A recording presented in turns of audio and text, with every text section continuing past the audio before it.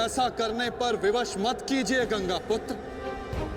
मैं आपका वध कर सकता हूं और ऐसा करने के लिए मुझे शस्त्र उठाने की आवश्यकता नहीं, केवल ये चक्र ही पर्याप्त है।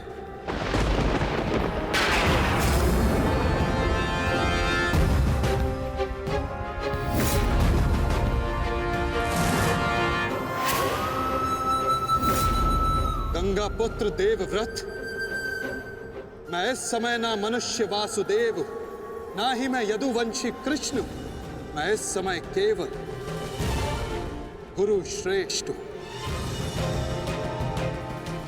मैं ही सत्य हूं, मैं ही ज्ञान और मैं ही न्याय हूं गंगा पुत्र। इस महायुद्ध का आवाहन और इस युद्ध में आपकी उपस्थिति मेरे निर्णय से है गंगा पुत्र। आपका जीवन मेरे निर्णय, मेरी इच्छा से था और अब आपकी मृत्यु मेरे अधीन है।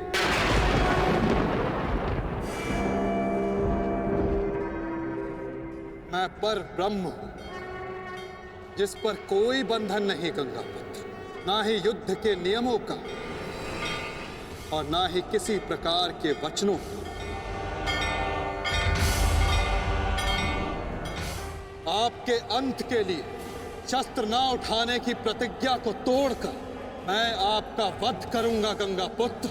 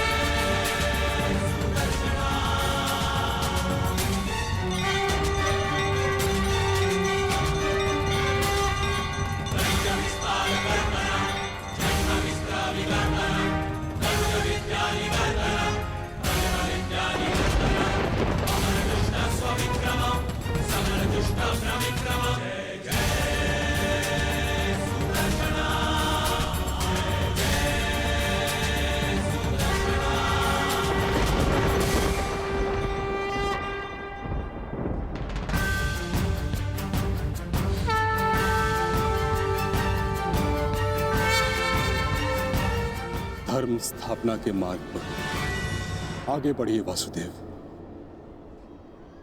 अंत कर दीजिए मेरे इस जीवन का।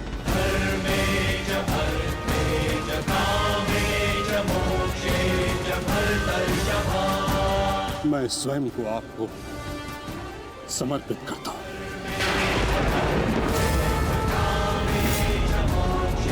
क्योंकि ना तो पांडव मेरे प्राण लेने में सक्षम है और ना ही मैं उन्हें मार पाऊंगा।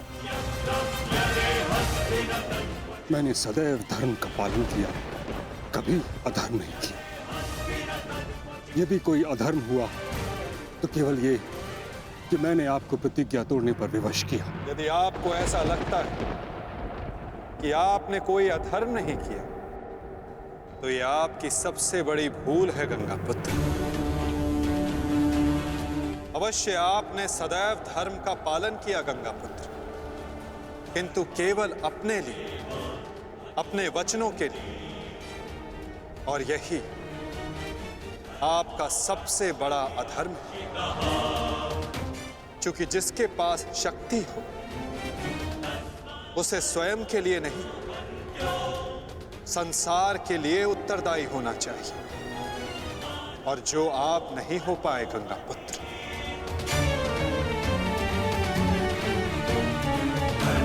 और आपका तथाकथित धर्म ही आपका अज्ञान, आपका सबसे बड़ा शत्रु और अधर्म बन गया। किंतु वासुदेव, मैंने तो सदैव वही किया जो मेरी अंतरात्मा ने कहा।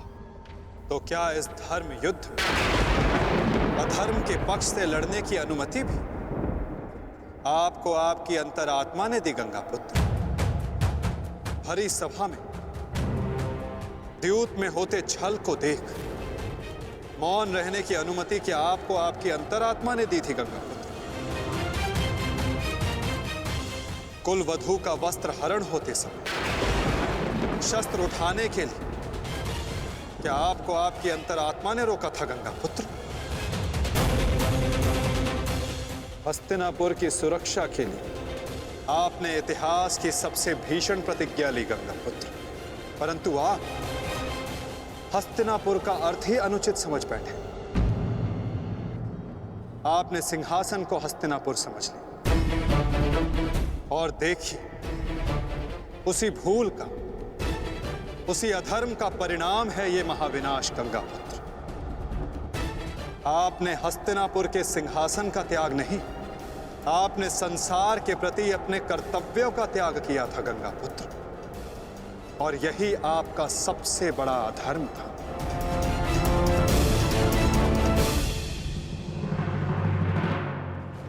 परिवर्तन ही संसार का नियम है गंगापुत्र, और संसार के कल्याण और उत्थान के लिए ऋतुएं भी स्वयं को परिवर्तित करती हैं, परंतु आपने परिवर्तन को नहीं स्वीकारा। जो स्थिर हो जाए वो मनुष्य नहीं, पाषाण है, और जो अपने विचार को कभी बदले नहीं वो मानवता का शमशान है गंगापुत्र।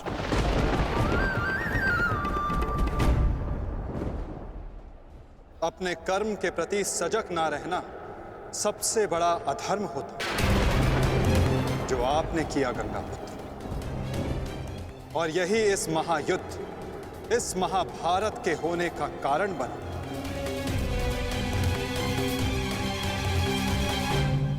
प्रभु, मेरा मार्ग दर्शन कीजिए। आपका कर्तव्य यह है गंगापुत्र कि आप अपने शस्त्र को त्याग कर अपने जीवन का बलिदान देकर इस अधर्म को रोकें।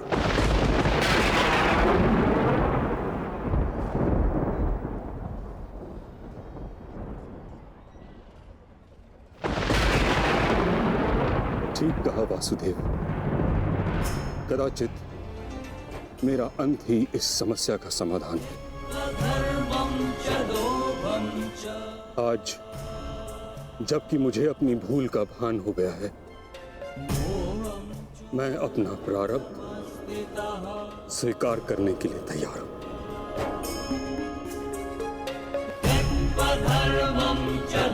चक्र का संधान कीजिए वासुदेव, और मुझे मृत्यु का सौभाग्य देने की कृपा कीजिए।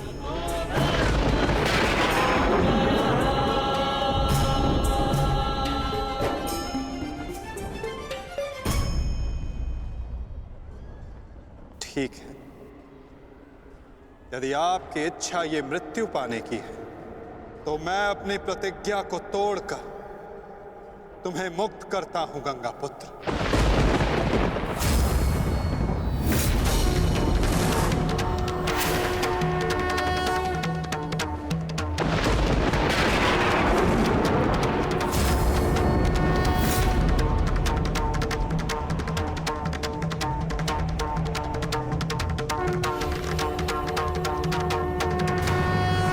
नहीं माधव, आपने इस धर्म युद्ध का बीड़ा उठाया है, वचन तोड़कर उसे कलंकित मत कीजिए। मैं नहीं चाहता कि आप पर कोई उंगली उठे। नहीं पार्थ, मेरी प्रतिज्ञा टूटने की अपेक्षा से अधिक महत्वपूर्ण धर्म की स्थापना है।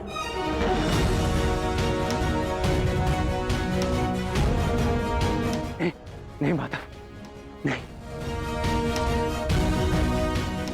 आपने ही भारभृग को वीर गति दी है माधव, ताकि इस युद्ध से जुड़ी प्रतिज्ञाएं, वचन और प्रारब्ध भंग ना हो सके।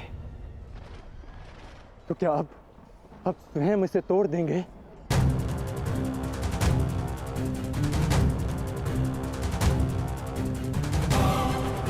आप मुझे एक अवसर और दीजिए माधव, मैं अपने संपूर्ण मनोबल और कौशल से यह युद्ध करूंगा। जब तक मेरे शरीर में रक्त की एक बूंद भी बहेगी, मैं अपने मन में भावनाओं को नहीं बहने दूंगा माधव।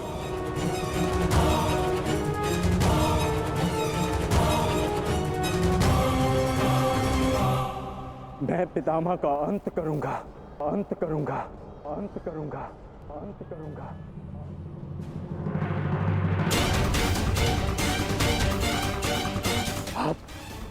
आप ये चक्र छोड़ दीजिए माधव, आप ये चक्र छोड़ दीजिए।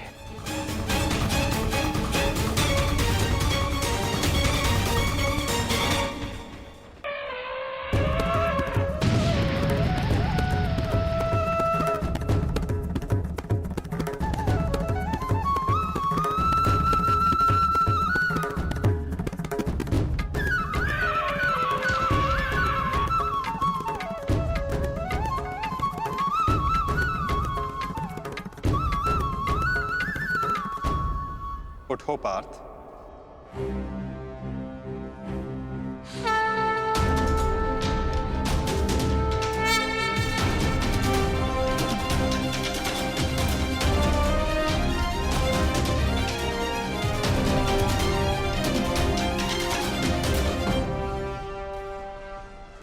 आपके हाथों मोक्ष पाना कदाचित मेरे भाग्य में नहीं वासुदेव।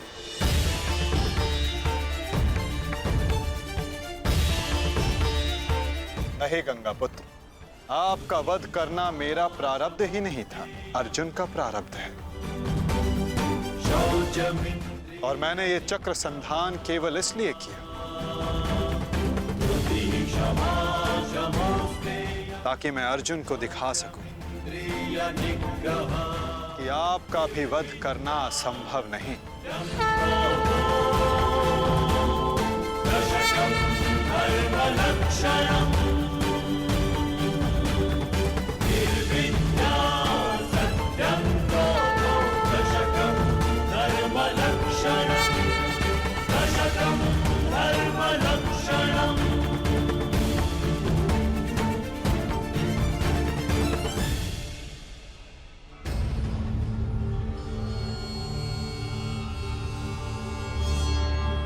आओ पार्थ।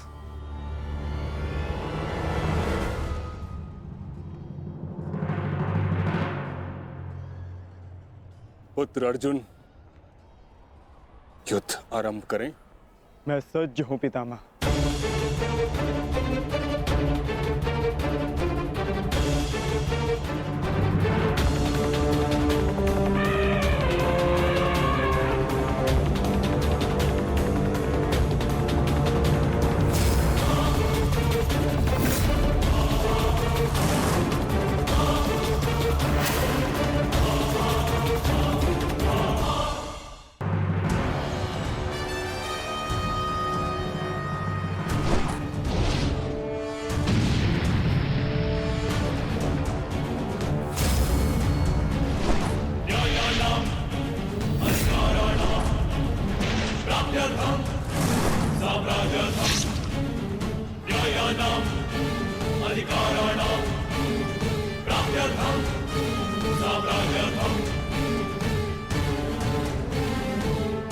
अद्भुत पुत्र अर्जुन, कर्म पथ पर तुम्हें भावनाओं से ऊपर उठते हुए देख प्रसन्नता हुई।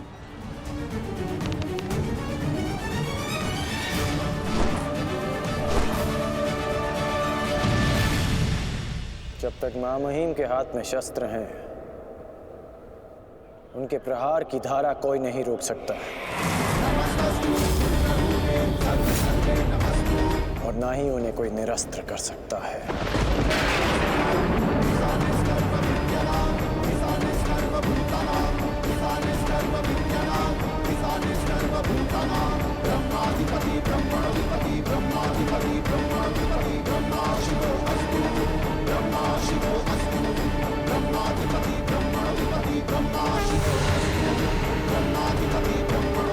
तुम्हारी तपस्या सफल हो गई बालिका।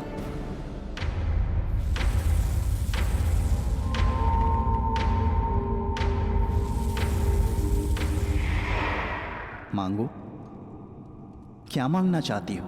गंगा पुत्र भीष्म का नाश। किंतु गंगा पुत्र का वध मेरे वश में भी नहीं है शिखंडिनी। परंतु अपने जीवन का अंत तो मेरे वश में है ना। 2 बार मैं अपना जीवन त्याग कर चुकी हूं। इस बार भी मैं फिर जन्म लूंगी और अगले जन्म में भीष्म का अंत करने आऊंगी।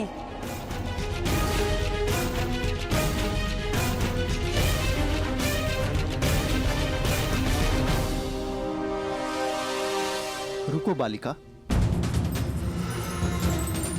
तुमने इतनी कठोर तपस्या की है, हमें बताओ तुम्हारी समस्या क्या है? समस्या ये है यक्षराज कि मैं भीष्म का वध अपने हाथों से करना चाहती हूँ, किंतु मैं स्त्री हूं, इसलिए उस पाखंडी ने मुझे युद्ध में सम्मिलित होने से रोक दिया। मैं तुम्हें भीष्म की मृत्यु का वरदान तो नहीं दे सकता, किंतु कुछ ऐसा अवश्य कर सकता हूं जिससे तुम अपना लक्ष्य पा सको, किंतु एक बंधन रहेगा। मेरे लिए केवल भीष्म की मृत्यु महत्व रखती है और कुछ नहीं। हाँ कहने से पूर्व मेरी पूरी बात सुनो बालिका, उसके पश्चात निर्णय लेना।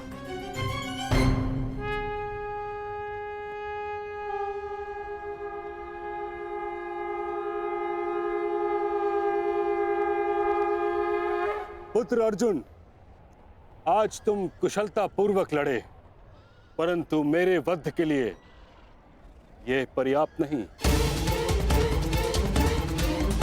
हाँ, क्योंकि महामहिम के पास तुम सबके नाश के लिए पर्याप्त अस्त्र है धनुर्धारी अर्जुन।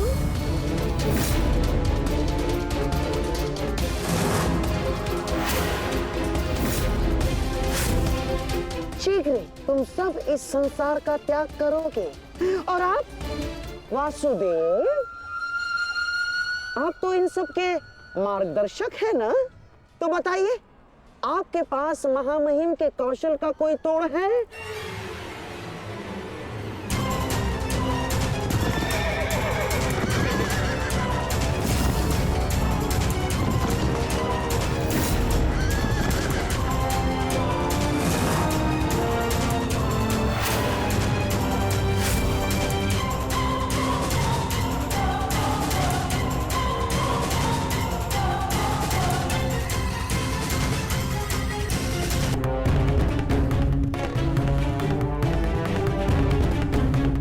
केशव, आप ही तो कहते हैं ना कि कभी कभी भाग्य स्वयं चलकर हमारे पास आता है, किंतु शिखंडिनी अब तक क्यों नहीं आई? उसे इतना समय क्यों लग रहा है केशव?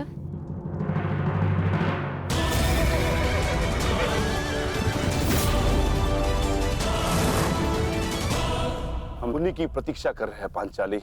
कि शिखंडिनी अपनी तपस्या में असफल हुई तो पितामह हमारी सेना का अंत कर देंगे और हमारे पास केवल और केवल 2 अक्षणीय सेना शेष है। अरे तो क्या करें? कुछ तो करना ही होगा, अन्यथा हम इस युद्ध में पराजित हो जाएंगे।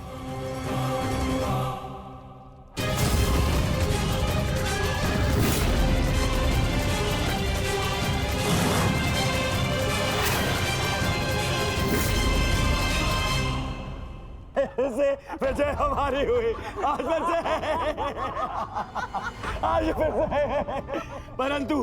परंतु सबसे अधिक प्रसन्नता मुझे तब होती है जब वो धनुर्धारी अर्जुन के मुख पर मैं भय देखता हूँ। केवल 2 अक्षुणी सेना शेष बची है उन पांडवों के पास और शीघ्र ही वो 2 अक्षुणी सेना भी समाप्त हो जाएगी, अंत हो जाएगा उनकी सेना का और उन पांडवों का। अवश्य अंत होगा, नाश होगा, क्यों नहीं होगा? परंतु खेद है अंगराज, आप इस युद्ध में लड़ नहीं पाएंगे, क्योंकि महामहिम जिस वेग से पांडवों की सेना को नष्ट कर रहे हैं। उससे तो ऐसा प्रतीत होता है कि ये युद्ध कल ही समाप्त हो जाएगा। गांधार नरेश, युद्ध अभी तक समाप्त नहीं हुआ है। मैंने आप सबसे पहले भी कहा था कि विजय से पूर्व उत्सव मनाना उचित नहीं है।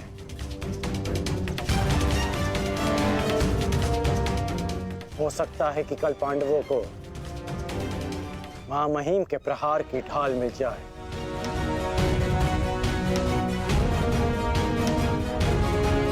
इस युद्ध में कुछ भी संभव है।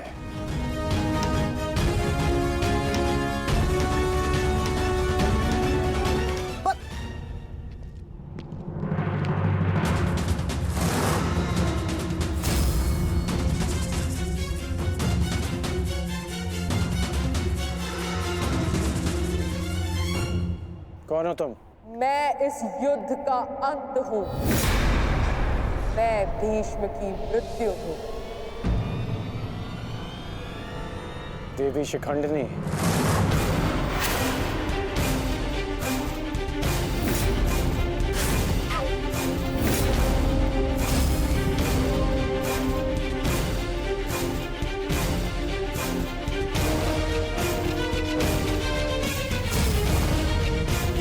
देवी नहीं, देव। स्त्री नहीं, पुरुष। शिखंडिनी नहीं।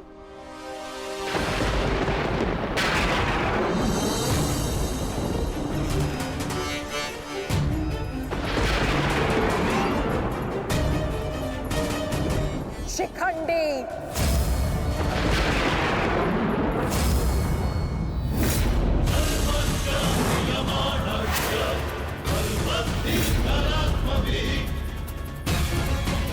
ये मैं हूँ और कल मेरे उस वचन की पूर्ति होगी जो मैंने पांचाल युद्ध में तुम्हें दिया था अंगराज। एक दिन ऐसा आएगा अंगराज जब भीष्म मेरे सामने खड़ा होगा और वहां ना तुम उसकी रक्षा कर सकोगे ना तुम्हारा ब्रह्मास्त्र।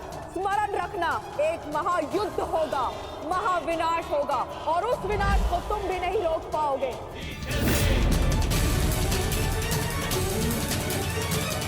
बधाई हो, कल से तुम इस युद्ध में प्रवेश करोगे। कल कुरुक्षेत्र एक योद्धा को विदा करेगा और दूसरे योद्धा का स्वागत।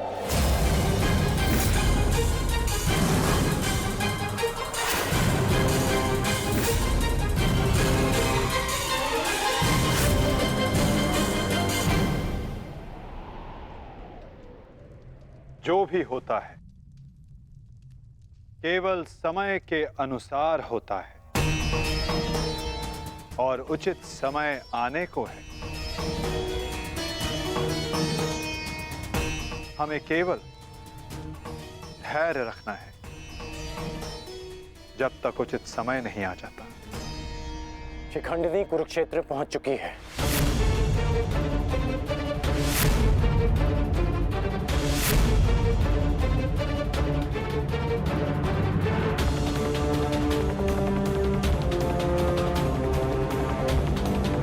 शिखंडिनी के आगमन में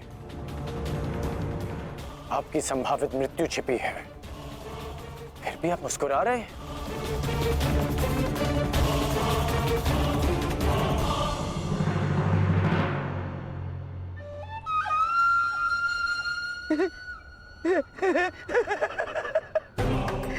अब समझ आया महामहिम कि आप मुस्कुरा क्यों रहे हैं। युद्ध के नियमानुसार शिखंडिनी युद्ध में भाग ले ही नहीं सकती क्योंकि वो एक स्त्री है। नहीं, वो स्त्री नहीं पुरुष है। शिखंडिनी नहीं शिखंडी है। वो स्त्री से पुरुष में परिवर्तित हो चुकी है और कल वो युद्ध में प्रस्तुत होगा और उसका एक ही उद्देश्य है, मां महिम का वध।